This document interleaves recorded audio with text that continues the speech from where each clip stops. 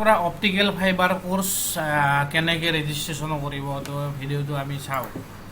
তো CSCID login কৰিব login কৰি ইয়াতে সাৰ্চ কৰি দিব OFS অপটিকেল ফাইবাৰ স্প্লাইচিং কোৰ্স তো ইয়াতে যিসকল ভিএলিৰ ৱাইফাই চাওঁ পল আমাৰ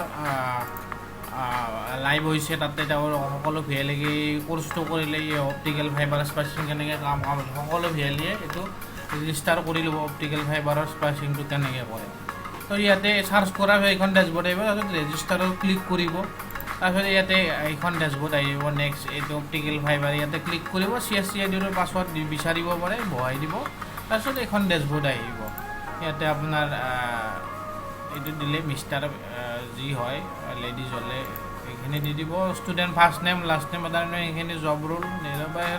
সাবমিটটো কৰিব ৱালেটৰ পৰা মাত্ৰ 177 ৰুপিজ 177 টকা কাট খাব তো এনেকৈ ৰেজিষ্ট্ৰেশ্যন হৈ যাব মডুলটো কমপ্লিট কৰিব চাৰ্টিফিকেট এছেছমেণ্ট কৰিব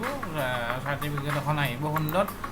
তো এইটো সকলো ভিএলিৰে বাৰে বাধ্যতামূলক তো ভিডিঅ'টো এইখিনিয়ে থেংক ইউ